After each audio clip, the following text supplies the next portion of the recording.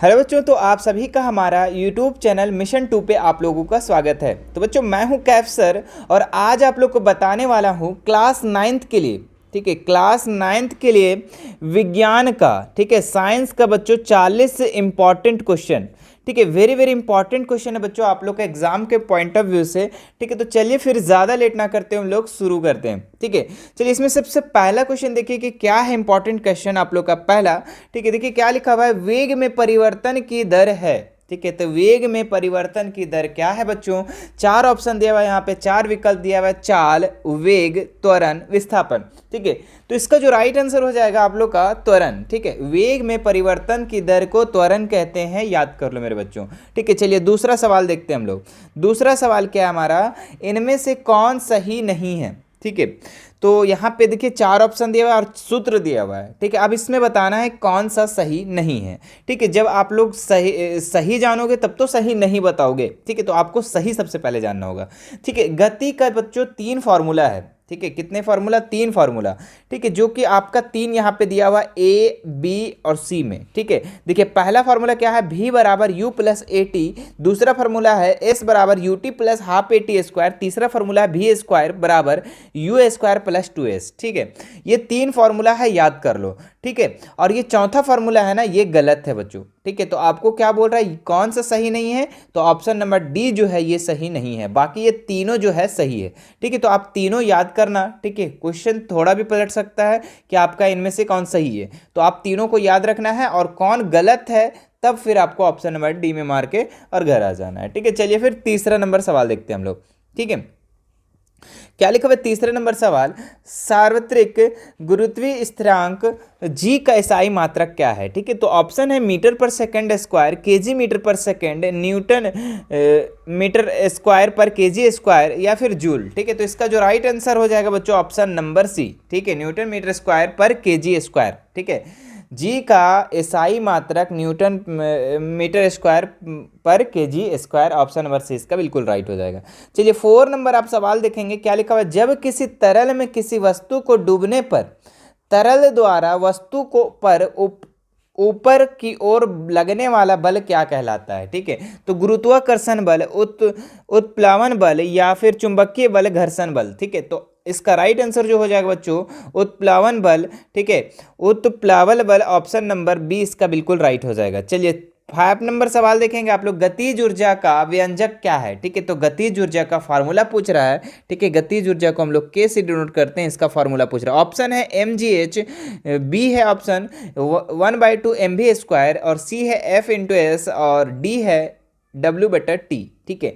तो इसका जो राइट आंसर हो जाएगा बच्चों क्या हो जाएगा, के इज इक्वल टू फॉर्मूला होता है, ठीक है, के इज इक्वल टू फॉर्मूला होता है 1/2 एम वी स्क्वायर, याद रखना, ठीक है। गतिज ऊर्जा का फॉर्मूला क्या है, 1/2 m v square, option number 2 इसका बिल्कुल राइट हो जाएगा, बी नंबर इसका राइट हो जाएगा। चलिए 6 नंबर सवाल देखेंगे आप लोग, क्या लिखा भाई, यदि किसी पिंड का विस्थापन 0 है तो बल द्वारा उस पिंड पर किया गया कार्य कितना होगा? जल्दी से कमेंट करके बताओ कितना आंसर होगा। Option A 0 joule, option B 1 joule, option C 2 joule या फिर डी है 9.8 जूल, ठीक है। तो इसका राइट जो आंसर हो जाएगा बच्चों ऑप्शन नंबर ए 0 जूल होगा, ठीक है। जब उसका विस्थापन 0 होगा तो उस पर पिंड पर लगाया गया जो बल है वो भी 0 जूल होगा। चलिए 7 नंबर आप सवाल देखेंगे, ऊर्जा का व्यावसायिक मात्रक क्या है, ठीक है। तो ऊर्जा का यहाँ पे व्यावसायिक मात्रक पूछ रहे बच्चों, ऑप्शन है किलोवाट, किलोवाट घंटा, ऑप्शन सी है जूल या फिर डी है वाट, ठीक है। तो ऊर्जा का जो व्यावसायिक मात्रा है ना बच्चों ये किलोवाट घंटा है, ऑप्शन नंबर 20 का बिल्कुल राइट हो जाएगा, ठीक है, KWH याद रखना, ठीक है। चलो अब आते हैं हम लोग 8 नंबर सवाल में, क्या लिखा हुआ है 8 नंबर में, ध्वनि तरंगे होती है तो कैसी तरंग होती है बच्चों? बहुत बार बता चुके हैं आप लोग को, अनुप्रस्थ तरंग, अनुदैर्ध्य तरंग या फिर दोनों या इनमें से कोई नहीं। तो ध्वनि जो तरंग होती है बच्चों ये अनुदैर्ध्य तरंग होती है, ऑप्शन नंबर बी बिल्कुल इसका राइट हो जाएगा। चलिए आगे बढ़ते हम लोग 9 नंबर सवाल में, क्या लिखा है, यदि किसी वस्तु का भार 49 न्यूटन है तो उसका द्रव्यमान क्या होगा, ठीक है। तो बहुत ही आसान सवाल है बच्चों, ठीक है। और ये जो सवाल है, ये सवाल कोई हमसे इंस्टाग्राम पे पूछा था, विशाल नाम करके, ठीक है। तो अच्छा क्वेश्चन है, ठीक है। तो अभी मैं उसको क्लियर करवा देता हूँ, ठीक है। मैं उसे वहाँ पे बता दिया था, लेकिन अभी यहाँ पे और ज़्यादा उसको क्लियर हो जाएगा, ठीक है। यदि आप विशाल अगर आप देख रहे होंगे तो ठीक है, एक बार हमें कमेंट कर दीजिएगा सर मैंने ही पूछा था, ठीक है। तो चलिए फिर 9 नंबर सवाल हम लोग देखते हैं। तो देखिए इसको बनाना कैसे है। आपको यहाँ पे भार दे दिया हुआ है, ठीक है। भार दिया हुआ है, आपको द्रव्यमान निकालना है। तो एक फॉर्मूला होता है, ठीक है। क्या होता है? फॉर्मूला। तो फॉर्मूला आपको अच्छे से पहले याद रखना होगा। फॉर्मूला बराबर क्या होता है? Weight is equal to m g होता है, ये फॉर्मूला होता है, ठीक है। Weight is equal to mass into द्रव्यमान, ठीक है। चलो अब इस पे आपको बैठाना है। तो वेट जो है आपको यहाँ पे दिया हुआ है 49, ठीक है। तो 49 हम यहाँ पे बैठा देंगे, ठीक है। और मास कितना दिया हुआ है? मास ही तो निकालना है मेरे बच्चों, मास तो मास लिख देंगे, है ना। और ग्रेविटेशन आपको पता है कि 9.8 होता है। कितना होता है? 9.8, ठीक है। अब ये 49 को 49 रहने दो, ये गुना में है 9.8, इधर आके किस में हो जाएगा? डिवाइड में हो जाएगा, ठीक है। और यहाँ पे क्या बच जाएगा? एम बच जाएगा। ये पॉइंट को जब हटाओगे तो यहाँ 0 लग जाएगा। अब 98 को कितना से गुना करोगे कि 490 आ जाएगा। मतलब कि 490 को 98 से डिवाइड करने पे कितना आ जाएगा? 5 आ जाएगा। कितना आ जाएगा? 5। इसलिए आ जाएगा आपके पास मास इज इक्वल टू 5, यानी कि इसका द्रव्यमान कितना हो जाएगा मेरे बच्चों? तो 5 kg हो जाएगा, ठीक है। कितना हो जाएगा? 5 kg। ऑप्शन नंबर सी इसका बिल्कुल राइट हो जाएगा, ठीक है। तो ये भी सवाल आपका क्लियर हो गया बच्चों, ठीक है, सब लोगों का, ठीक है। और जिन्होंने पूछा था ये सवाल उनका भी क्लियर हो गया होगा, ठीक है। वो 2 सवाल पूछे थे, जिसमें से एक सवाल मैंने बता दिया था, दूसरा सवाल मैं अभी यहाँ पे बता दे रहा हूँ, ठीक है। एक बार विशाल हमें कमेंट कर देंगे, ठीक है, कि मैंने पूछा था, ठीक है। चलिए 10 नंबर सवाल देखते हैं हम लोग। क्या लिखा हुआ है? कार्य का एसआई मात्रक है, ठीक है। तो कार्य का एसआई मात्रक क्या है मेरे बच्चों? किलोवाट घंटा, वाट या फिर जूल, ठीक है। तो कार्य का जो एसआई मात्रक है, इसका जो एसआई मात्रक है क्या है? जूल है, ठीक है। इसका बहुत अच्छा ट्रिक है याद करने का, काजू कार्य का एसआई मात्रक जूल, है ना। चलो आगे देखते हैं हम लोग। 11 नंबर सवाल, ऊर्जा का व्यावसायिक मात्रक क्या है? ठीक है। तो जूल, वाट, किलोवाट घंटा, कोई नहीं, ठीक है। तो ऊर्जा का जो व्यावसायिक मात्रक है बच्चों, वो किलोवाट घंटा है। अभी हमने जस्ट बताया था KWH, किलोवाट घंटा है ऊर्जा का व्यावसायिक मात्रक, यूनिट ऑफ कॉमर्शियल एनर्जी, है ना। चलो आगे बढ़ते हैं हम लोग। 12 नंबर सवाल, क्या लिखा हुआ है? शक्ति का मात्रक क्या है? ठीक है। तो शक्ति का मात्रक newton, joule, kilogram, metre cube या फिर वाट, ठीक है। तो शक्ति का ऐसा मात्रक याद रखना बच्चों, वाट होता है, ठीक है। देखो 2 ट्रिक बताएंगे, दोनों ट्रिक को याद रखना, ठीक है। एक याद रखना कि काजू, ठीक है, काजू क्या होता है कि कार्य का एसआई मात्रक जो होता है वो क्या होता है? जूल होता है। क्लियर है? काजू का मतलब यही समझ में आ गया, ठीक है। एक होता है शक्तिमान, जो होता है ना बच्चों, शक्तिमान तो आप लोग सबको देखे होंगे पहले, है ना। तो शक्तिमान जो है ये सबका क्या कर देता है? वाट लगा देता है। क्या लगा देता है? वाट लगा देता है ना। तो ये ट्रिक है, ठीक है। कोई ऐसा नहीं सोचना कि बस यही इसी तरीके से याद करना, ऐसा नहीं, ये ट्रिक है याद करने का, ठीक है। तो शक्तिमान क्या करता है? सबका वाट लगा देता है। तो ऑप्शन नंबर डी इसका बिल्कुल राइट हो जाएगा। चलिए 13 नंबर सवाल देखेंगे। सामान्य मनुष्य के कानों के लिए सर्वथा प्रास क्या है? ठीक है। तो एक आम मनुष्य के लिए बच्चों, ठीक है, जो ये किसी तरीके से बीमारी नहीं है उसको, ठीक है, वैसा मनुष्य को सर्वथा प्रास कितनी होती है? तो 20 हर्ट्ज से 20,000 हर्ट्ज तक, ठीक है। तो ऑप्शन नंबर ए इसका बिल्कुल राइट हो जाएगा, ठीक है। चलो आगे बढ़ते हैं हम लोग। निम्नलिखित में से कौन सा पदार्थ है? स्नेह, गंध, घृणा, वायु, ठीक है। तो स्नेह जो माँ अपने बच्चों से प्यार करती है, स्नेह करती है, तो ये क्या कोई पदार्थ है? नहीं है, ये कट गया। गंध दे रहा है अगरबत्ती का, अगरबत्ती गंध है, वो तो सुगंध देता है, यानी कि कचड़ा वगैरह का गंध दे रहा है। तो गंध कोई बताओ, सेंट वगैरह कुछ पदार्थ है? नहीं है। अच्छा, घृणा करना, हेट करना, किसी से नफरत करना, क्या ये कोई पदार्थ है? नहीं है, है ना। लेकिन वायु जो है ना बच्चों, ये पदार्थ है। ये क्या होता है? पदार्थ का मतलब क्या है कि जो जिसका कोई द्रव्यमान हो और जो स्थान को घेरता हो, ठीक है। तो वायु का भी कुछ ना कुछ द्रव्यमान होता है और ये भी कोई स्थान को घेरता है, ठीक है। तो ये हमारा क्या हो जाता है? पदार्थ हो जाता है। आगे बढ़ते हैं हम लोग। किस अवस्था में अणुओं की ऊर्जा अधिकतम होती है? ठोस, द्रव, गैस या इनमें से कोई नहीं, ठीक है। तो गैस में है ना बच्चों, इसमें जो है अणुओं की ऊर्जा सबसे अधिकतम होती है, ठीक है, याद रखना। 10 डिग्री सेल्सियस तापक्रम किसके बराबर है? तो सेल्सियस को आपको केल्विन में चेंज करना है, ठीक है। सेल्सियस को केल्विन में चेंज करना है तो आपको एक जो नंबर याद रखना है 273। कितना याद रखना है? 273, ठीक है।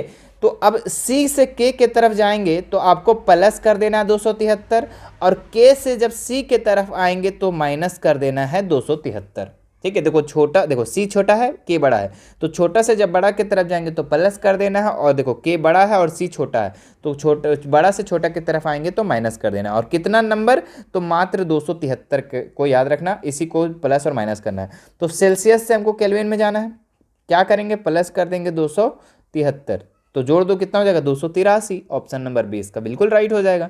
चलिए कैथोड किरणें क्या होती है बच्चों, ठीक है, धन आवेशित, ऋण आवेशित, आवेशहीन या इनमें से कोई नहीं। तो कैथोड किरणें बच्चों ऋण आवेश होती है, ऑप्शन नंबर 20 का बिल्कुल राइट हो जाएगा। चलिए आगे बढ़ते हैं हम लोग। 8 ग्राम CH4, ठीक है, में कितने मोल है, ठीक है, मोल निकालना बहुत आसान है, ठीक है, ठीक है, जो न्यूमेरिकल थोड़ा बहुत इंटरेस्टेड रखता है उसके लिए बहुत आसान है। Mole is equal to formula होता है द्रव्यमान, द्रव्यमान बटा अनुभार होता है, क्या होता है, द्रव्यमान बटा अनुभार, ठीक है। अब आता है मोल हम लोग को निकालना है, बिल्कुल। द्रव्यमान आपका पहले दे रखा है कितना 8 ग्राम, तो 8 ग्राम लिख देंगे। अच्छा अनुभार कितना लिखे सर, अनुभार देखो CH4 का अनुभार निकालना पड़ता है, ठीक है। तो निकलेगा कैसे, जब आपको सभी चीज़ का द्रव्यमान याद रहेगा, ठीक है, ठीक है, कम से कम 7-8 ठो है द्रव्यमान याद करने का जो कि आप लोग के एग्जाम में आता है, ठीक है। तो वो मैं टेलीग्राम पे डाल दिया हूँ कि किसका किसका द्रव्यमान याद रखना है, ठीक है, तो वो आप जाकर देख लेंगे। हाँ यहाँ पे क्या है CH4 है, क्या है CH4, ठीक है। तो कार्बन, कार्बन का द्रव्यमान कितना है मेरे बच्चों, तो 12 है, कितना है 12 है। अच्छा हाइड्रोजन का 1 है, और कितना हाइड्रोजन है 4, तो 4 ठो हो जाएगा, ठीक है, मतलब कि हाइड्रोजन 1 ठो है और के ठो हाइड्रोजन है 4, तो 4 से 4 जोड़ देंगे उसमें, है ना, 4 से गुना कर देंगे, 1 चौके 4 हो जाएगा। अब 12 4 कितना हो गया 16 हो गया, मतलब कि इसका जो अनुभार हो गया कितना हो गया 16 हो गया, ठीक है। अब इसको जब काटोगे तो कितना हो जाएगा, 1 8 8 दूनी 16, कितना हो गया 1/2। अगर इसको पॉइंट में लिखेगा तो 0.5, ठीक है, 0.5 मोल इसका आंसर हो जाएगा, ठीक है। कहाँ पे है मेरे बच्चों, तो ऑप्शन नंबर बी में है, तो ऑप्शन नंबर 20 का बिल्कुल राइट हो जाएगा, ठीक है, उतार लो इसको। चलो आगे बढ़ते हैं। निम्नलिखित में से निम्नांकित में कौन चतुष्परमाणुक अणु है, ठीक है। तो चतुष्परमाणुक अणु कौन है, तो यहाँ पे देखिए ऑप्शन ए में यहाँ पे 2 ही परमाणु है ऑक्सीजन में, तो ये कट गया। इसमें कितना है, ऑक्सीजन में 3 परमाणु, ये भी कट गया। यहाँ पे कितना है, नाइट्रोजन में 1 ठो है और ऑक्सीजन में 2 है, तो कितना हो जाएगा 2 और 1 3, तो ये भी कट गया, चूंकि आपको चतुष्परमाणु 4 परमाणु निकालना है। देखो सल्फर में 1 ठो है और ऑक्सीजन में कितना है 3 ठो है, तो 1 और 3 कितना हो गया 4 हो गया, तो ऑप्शन नंबर डी बिल्कुल इसका राइट हो जाएगा, ठीक है। नहीं सर 1 1 कहाँ से ले रहे हैं आप, अरे बाबू इसके आगे कुछ नहीं लिखा हुआ रहता तो 1 छुपा हुआ होता है ना। चलो 20 नंबर सवाल देखेंगे आप लोग। निम्नलिखित में कौन सा विलयन है, साबुन विलयन, लवण विलयन, चौक विलयन, स्टार्च विलयन, ठीक है। तो लवण जो है बच्चों ये विलयन है, चूंकि नमक और पानी बहुत जल्दी मिल जाता है, ठीक है, तो ये क्या है एक तरह से विलयन है, ठीक है। आगे बढ़ते हैं हम लोग। सोरे की जल की विलेयता 20 डिग्री सेल्सियस पर 31.5 है, तो इस पर ताप 10 ग्राम जल में कितना सोर घुलाया जाए कि संतृप्त विलयन बन जाएगा, ठीक है। तो इसका जो राइट आंसर हो जाएगा बच्चों 3.15 ग्राम, ठीक है, ऑप्शन नंबर बी, ठीक है, नोट कर लीजिएगा। आगे बढ़ते हैं हम लोग 22 नंबर सवाल। निम्नलिखित में कौन मिश्रण है, ठीक है, मिश्रण पूछ रहा है चांदी, हाइड्रोजन, जल, वायु, ठीक है। मिश्रण कौन है बच्चों, तो वायु जो है ये क्या है मिश्रण है, ठीक है, ऑप्शन नंबर डी इसका बिल्कुल राइट हो जाएगा। चलिए आगे बढ़ते हैं हम लोग। आवोगाड्रो की संख्या का मान कितना होगा, ठीक है, एकदम वेरी वेरी इंपॉर्टेंट सवाल है बच्चों, ठीक है। तो इसको याद रखना 6.022 10⁻23 याद रखना, ठीक है। चलो आगे बढ़ते हैं हम लोग। अगला सवाल, ठीक है, वेरी वेरी इंपॉर्टेंट। 0.5 मोल H2A का द्रव्यमान होगा, ठीक है। अब देखो यहाँ थोड़ा सा उल्टा कर दिया, यहाँ मोल पहले दे दिया है और द्रव्यमान निकालने बोल रहा है, ठीक है। तो मोल का भाई हम लोग फॉर्मूला क्या बोले, मोल का फॉर्मूला बोले द्रव्यमान बटा अनुभार, यही बोले हम फॉर्मूला, ठीक है, अनुभार। तो आपके पास मोल पहले दे रखा है, कितना दिया हुआ है 0.5, तो 0.5 लिख देंगे। अच्छा द्रव्यमान दिया हुआ है, नहीं दिया हुआ है, तो द्रव्यमान तो ही निकालना है मेरे बच्चों, तो द्रव्यमान का द्रव्यमान लिख देंगे, ठीक है। अच्छा अनुभार, तो H2O का जल्दी से अनुभार निकाल लो, H2O का अनुभार। हाइड्रोजन कितना है बच्चों 2, हाइड्रोजन का द्रव्यमान कितना, देखो 1 मिनट इसको समझना है थोड़ा सा और अच्छे से समझ लो।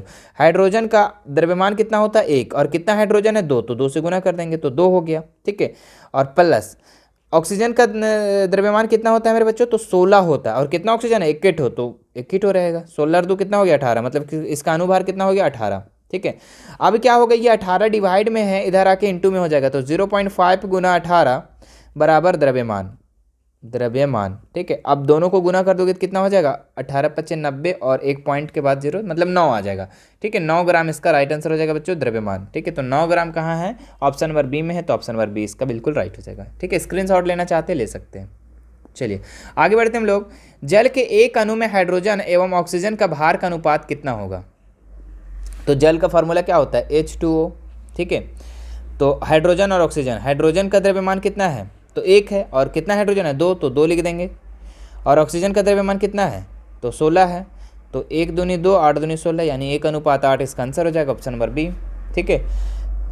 जो द्रव्यमान है बच्चों याद रखना होगा, कम से कम 7-8 है, याद कर लेना, ठीक है। मैं टेलीग्राम पे उसका जो है जो 7-8 वो तत्व वो हम डाल दिए हैं।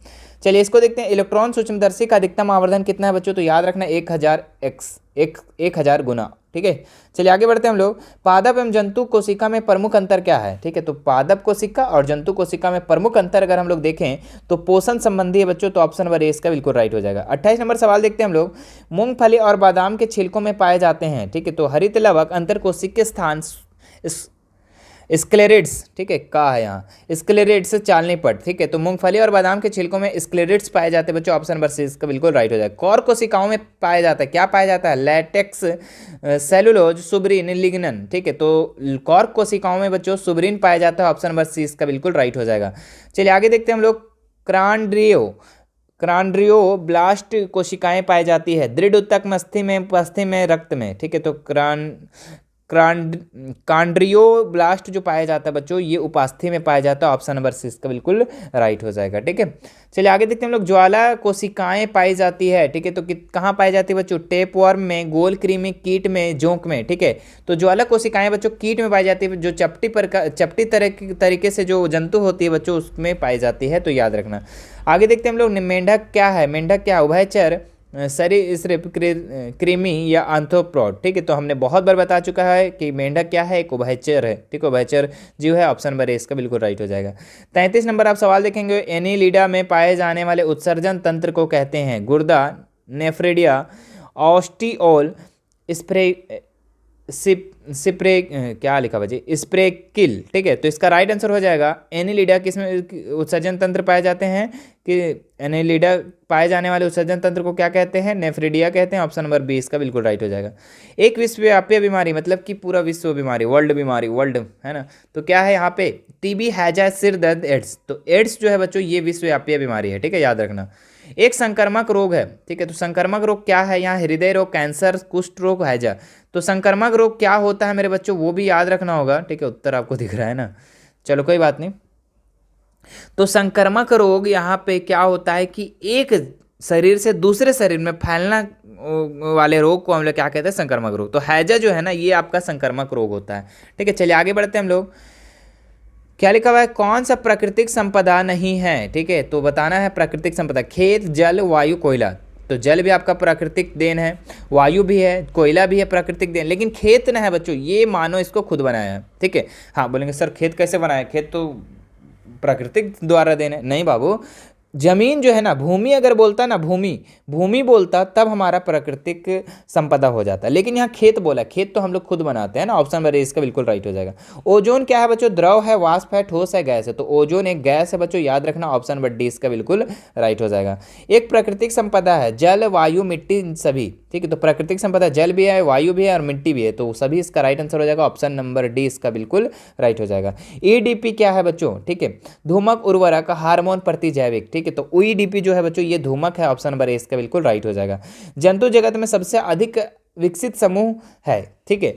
तो रेप्टिलिया, पक्षी वर्ग, मत्स्य वर्ग, स्तनधारी वर्ग, ठीक है। तो सबसे जो ज्यादा विकसित समूह है बच्चों ये स्तनधारी वर्ग है, ठीक है। मत्स्य वर्ग भी हो सकता है, लेकिन यहाँ पे क्या है ये सिर्फ जल में रहता है बच्चों। स्तनधारी है जो ये जल और ये क्या बोलते हैं उसको स्थल दोनों पे जगह पे रहता है, ठीक है। तो ये स्तनधारी जो वर्ग है, ठीक है, ये जो वर्ग है जिससे दूध निकलता है, ठीक है, वैसा